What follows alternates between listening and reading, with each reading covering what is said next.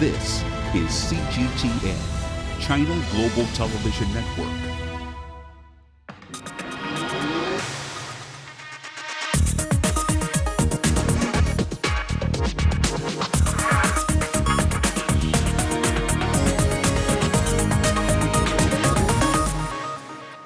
Hello and welcome to the Hub on CGTN. The Belt and Road Initiative proposed by Chinese President Xi Jinping turns 10 this year. After a decade, the greater connectivity has been seen throughout the logistic channels and infrastructure projects, while people and cultures along the BRI are getting closer. Such bond brings ever more exchanges, mutual learning, and potentially understanding. In what way has the BRI played a crucial role in bringing people together? And how can such a role be further leveraged to bolster mutual learning? To discuss all this and beyond, I sat down with a distinguished panel of experts. 接下来，让我们有请圆桌对话环节的各位嘉宾，他们是亚太“一带一路”共测会会长翁世杰 Mr. Ong Tee Keat. We've heard from him. He's president of the Belt and Road Initiative Caucus for Asia Pacific. Welcome. 中国人民大学新闻学院教授、公共外交研究院副院长、“一带一路”国家记者培训项目创始负责人钟欣女士。Madam Zhong Xin is the founding director of the BRI Journalist Exchange Program at Renmin University. 复旦大学“一带一路”及全球治理研究院常务副院长黄仁伟先生 Mr. Huang Renwei is the executive dean of Fudan Institute of Belt and Road and Global Governance. 清华大学“一带一路”研究院研究员明竹女士 Madam Zoon Ahmed Khan, research fellow at the Belt and Road Strategy Institute at Tsinghua University. She's also a fellow at the Center for China and Globalizations. We also have one more guest, Dr. Jilles Djon, Director of Business Operations of African Chamber of Commerce in China. How are you, my friend? Sorry about that. All good? Good to see you. 黄老师，你好。钟院长 Minister, good to see all of you. Ladies and gentlemen, it's great to see all of you. Let's get to it. The power of culture in shaping perceptions and transcending our differences. We've so often heard that culture transcends, right? But given the reality, I would like to ask all of you this question. Perhaps you can start by sharing with us your opening thoughts. In this day and age, in light of all the geopolitical tensions between China and the United States, the war in Eurasia, does culture still transcend? What power does culture truly hold? Let me start with you, Minister. Well, I think by and large, as it is today, we can see that culture is the subject matter that has caught the least attention from the state actors as well as the bureaucrats. Nonetheless, it is certainly crucial. It promotes understanding and enduring peace. Generally speaking, the masses, the people of different colors, different background, they may not be able to understand the profound philosophies of the various cultures. So it is our job, whoever the promoters are, to make it simple, easy to understand, and make it reachable to various levels of social strata. This is my take. Let me get your thoughts, Ding Huang. Do you think the power of culture is still evident, or do you think the gap of understanding, the gap of different cultures, is widening despite all the tools, all the digital communications tools at our disposal are increasing? In the world, there are a lot of cultures, and they are very different. The Western culture, sometimes they believe it's more advanced than non-Western cultures. Actually, it's not. Like African, very beautiful music, very beautiful painting. You see, this culture should be very much respected. Like many minorities in China, when we travel in Yunnan or in Xinjiang, we enjoy these cultures in these minorities. Along the Belt and the Road, we know better and better about cultures outside of China. Actually, we didn't understand the Pakistan culture very much. When we got into the Pakistan-China corridor, more and more Chinese workers living in Pakistan. they can understand the Pakistan culture when they live there 3 years, 5 years. That's what I understand. Culture is power, but this is not any kind of power to press others' culture. This is power to respect other cultures. Zoon, do you think we're getting more inward looking and then more nationalistic and then more narrow-minded instead of more globally minded? I mean, do you still think that culture and civilizations can effectively reach across borders, reach across religions and civilizations? First of all, I mean, culture is how we exist. All of us, we come from a certain cultural context. So it is everyone's individual reality. And then secondly, the diversity of cultures is another fact. Now the question is, does this diversity help us understand and respect each other, or does it threaten us?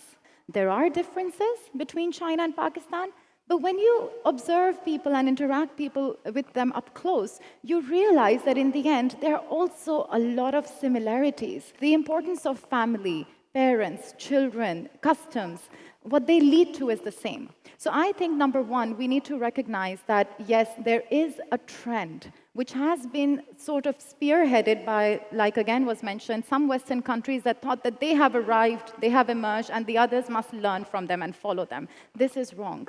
80% of the world's people do not think like that, and that 80% is rising. Culture leads us to understand each other's history. And history is as humbling as it is inspiring. It's helping us empathize with each other, relate to one another, and it can help us learn from a historic perspective. So it is more relevant than ever before, and how we talk about other regions. Lastly, I'll add that, for example, CGTN's coverage of the African continent is very different from what many Western media were doing 20 years ago. And that watching that coverage is helping more people respect the culture from those countries. Dr.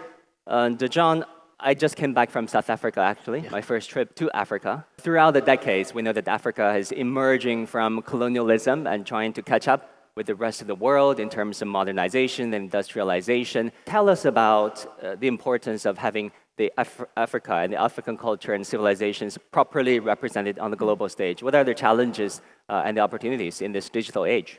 In the 16th century, the world had been living under one civilization. It's called the Western civilization. And they were able to set up the standards and the different norms and codes. Africa was part of that. Today, we are living in a different era. The BRICS, you were talking about South Africa, has the potential to open a world where we could see emerge or revigorate all the civilization. These civilizations have been hidden, tamed, under control for almost 500 years. Now we have the opportunity to express it, to present it.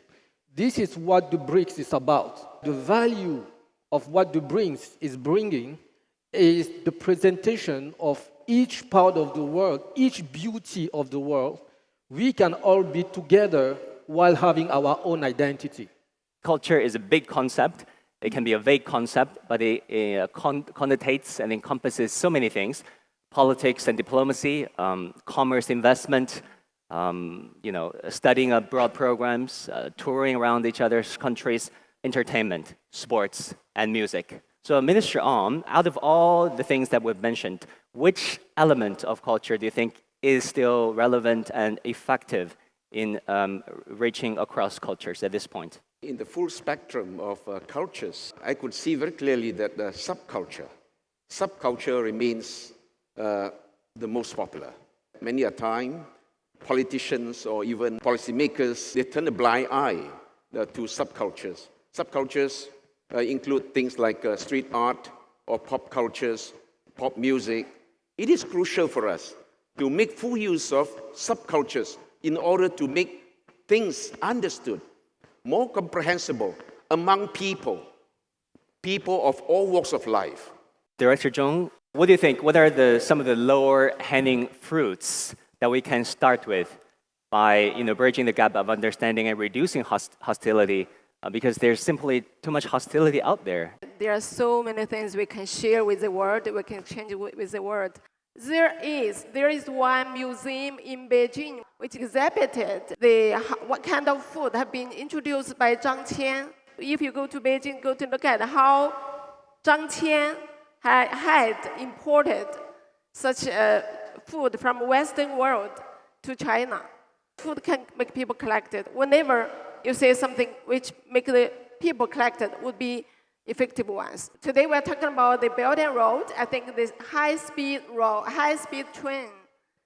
The high-speed train is really something which can symbolize the past 10 years of the BRI construction. Last month I went to Kunming and I saw the beginning point of the China-Lao Railway. I also interviewed the journalists from Lao News Agency. They say that they really collect the people and benefit the people of both sides. They make laws from landlocked country to land-linked country.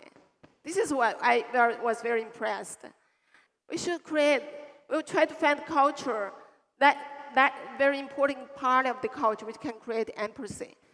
Yeah, I mean, talking about sports, I was recently in South Africa. I grew into the habit of visiting bookstores, whichever city I go. And in Johannesburg, 2 best-selling books. One is about a rugby player. It's a white rugby player in South African team. The other one, of course, is the autobiography of Trevor Noah, the talk show host. What does that say, Djon, about the power of sport and culture? And there's so much that Africa has to offer. Yes, I would like to also get back to what my colleague said before. I think art should be the #1 vector or vehicle of a very unique world. What I mean is, for example, you have 3,000 languages in Africa. That means we can never speak the same language, even if within Africa we are not able to speak the same language. So it will be impossible to have one unique language. The British tried it, it didn't work.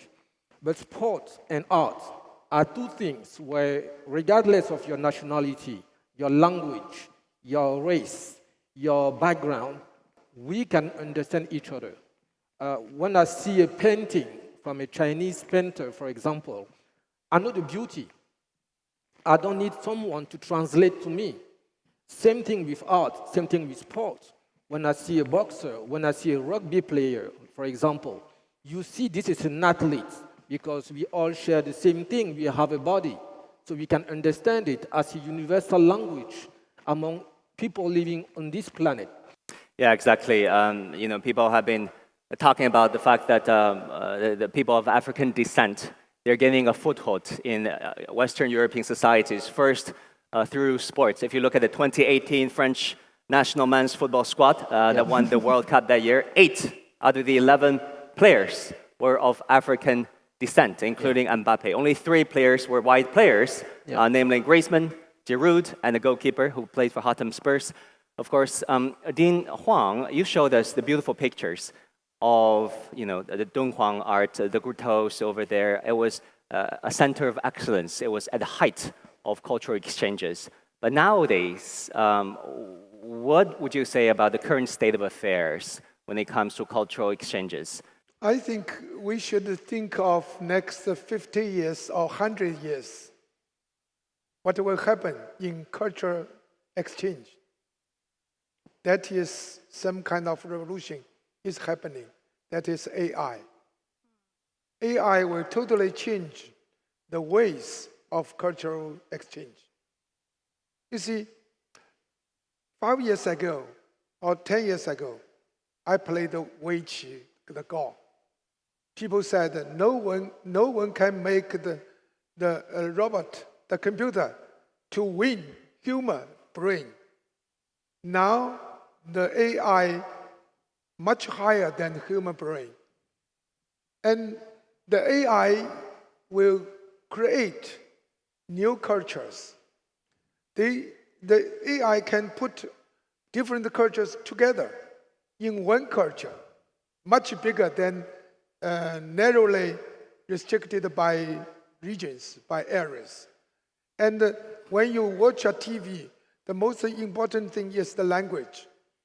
And you cannot translate Hollywood to all the languages. But the AI can. Any film, any movie, if export to some country. Simultaneously, or? They can, the hero can speak the local language immediately. No problem. So the exchange of the culture exchange will be very easy. So it's a technology that might transcend. Yes. It's very interesting, Minister, on top of subcultures. And then for Jilles talked about the power of art and sports, and Ding Huang is talking about the AI and technology, and Dr. Zhong also talked about the power of empathy, things that we can all empathize with. Zoon, what do you think? Well, where should we start? It would be the degree to which we can facilitate interaction and discussion between people from different cultures. So for example, one of the first projects that I was lucky to be a part of back in 2016 was a think tank cooperation study between China and the Muslim world. And at that time, there was an acute realization that even though a predominant number of Muslim countries, the countries that were in the first phase of the BRI were Muslim countries, the direct think tank linkages between both sides are few.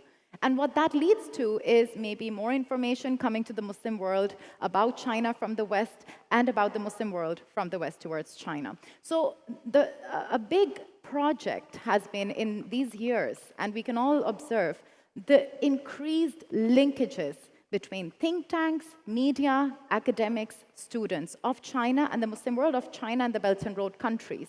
And what is that essentially leading to? More spaces for interaction, more collaboration, more ways to understand one another.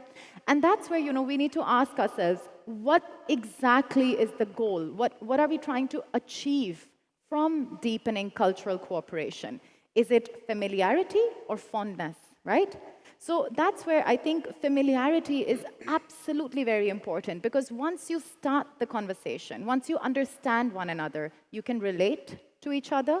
That increases empathy, like you just said, but that also increases the potential for mutual opportunities. And in the end, that's what we are looking for, a world that is more pragmatically, more practically connected. So, Minister Ong, let me start with you. I mean, you were the Vice Minister of Higher Education in Malaysia. That is a very unique country. People have very good memories of Malaysia. Back in the day when Michelle Yeoh, the recent darling, has long been the darling of Malaysia, who just won an Oscars, that famous commercial where Michelle Yeoh declared that Malaysia, truly Asia. That was a brilliant piece of commercial, I must say. I was 14, 15 years old. I do remember that. Malaysia, truly Asia, talking about the fact that it's diverse, ethnically, religiously, and racially. When you were Vice Minister of Higher Education, how did you put in a program that tend to the interests of all these ethnic groups while still leading a program that connotates the love of country while opening their eyes and the mind to the outside world? Now, because knowing very well that Malaysia has always been one of the models to manifest cultural diversity. I must say that the biggest challenge is that we need to break the barriers, the conspicuous as well as the unseen barriers, ethnic barriers, religious barriers, and some other related complexities as well.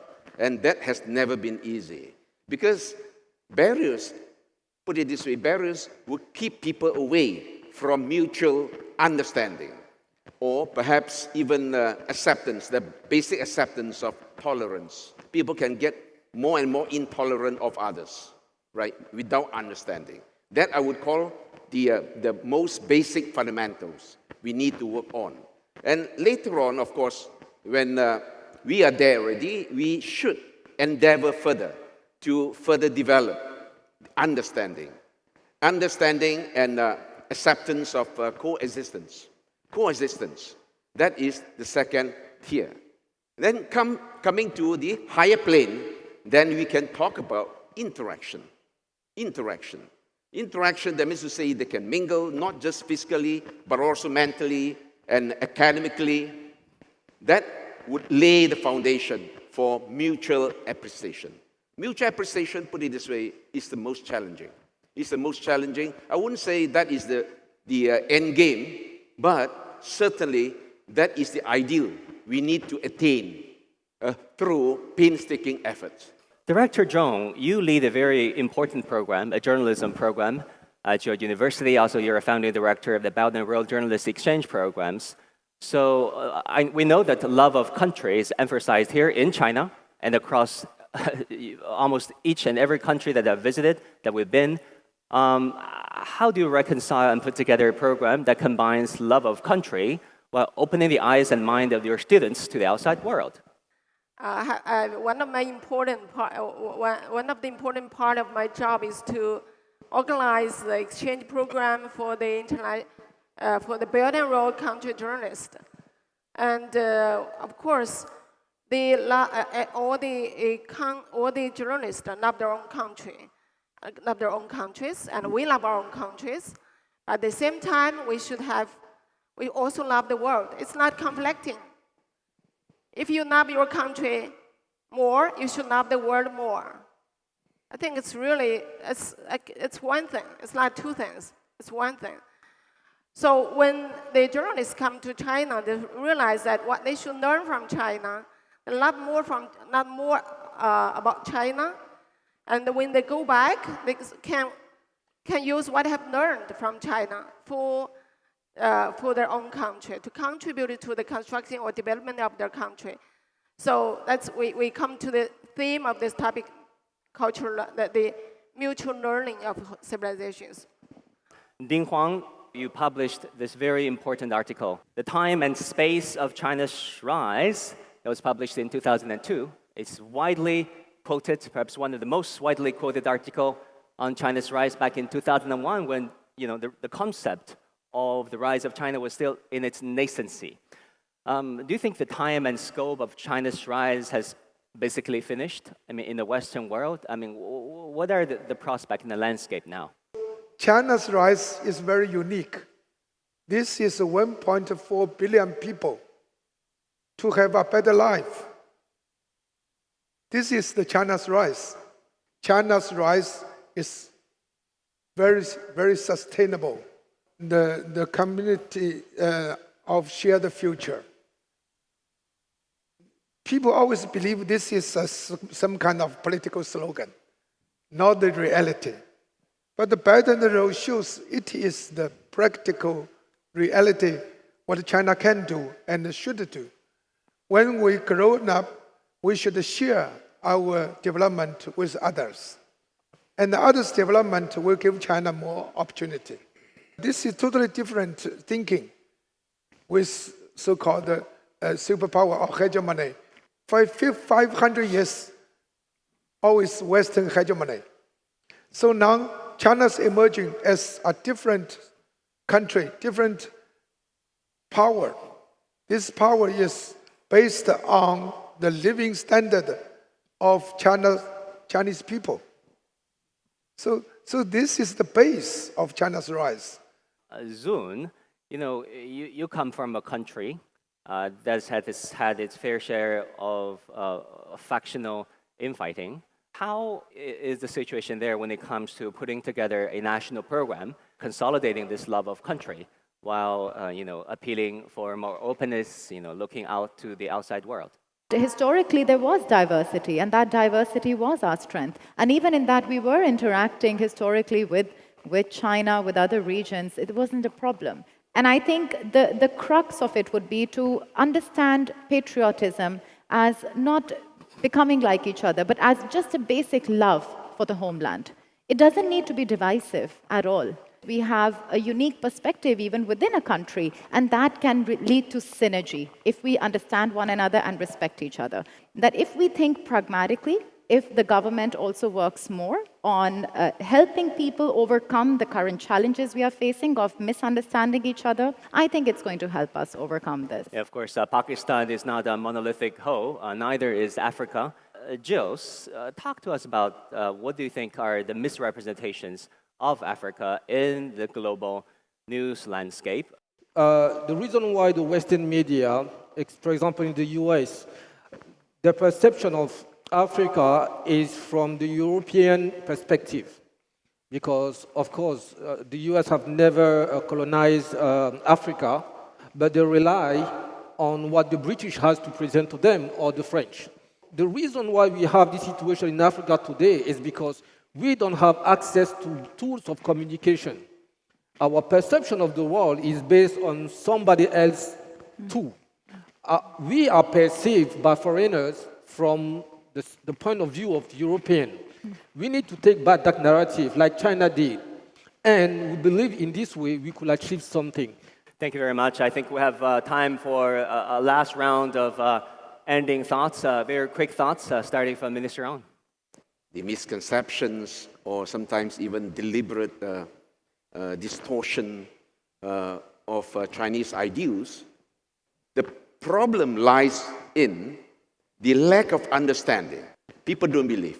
Why they don't believe? Because you have yet to come up with your own narrative that is convincing. The major bulk of our audience is the fence-sitters. That means to say these people, they are vulnerable to influence from either side. They could be influenced by Chinese and also at the same time by the West. Yeah, and we need to capture this particular segment of people, not that we want to convince the diehards. Forget about that. Very, very thoughtful. Dr. Zhong. The differences of cultures makes a colorful world which we can enjoy and help each other to develop together. So the BRI really provided an opportunity for us to have cultural exchanges. And this will provide us more cooperation and common development. Yep, that is our intention. Thank you for your well-wishing remarks. Ding Huang? There are three ways of strategic thinking. One is geopolitical, geo-economy. Now we are having a new thinking, that is geoculture. Geoculture is produced or based on the geopolitical and geo-economy, but it's longer and more profound than geopolitical and geo-economy. So if we're thinking geoculture, then we can find many things. We can have common ground. People can work together and make a better future. Yeah, thank you very much for those insights. Zoon? Communication is important because we realize that we are not just recipients of what's being talked about us, or we are not just observers in this world. What's essential for us is to take that agency that we already have and take it into action. Let's focus on one another. Let's keep being honest, straightforward about what we want, and improve our understanding about each other. And I think that's what the communication should be targeted. Great. Thanks, Zoon. Jilles? When you open newspaper today, you read the death trap. If you don't communicate, people will communicate for you. So it's important for us to have better tools of communication, to better express ourselves, to better understand each other. Thank you very much, guys. And that is wrapping up our panel discussion. And per ritual of this program, I would like to invite all of you to the center of the stage for a family photo.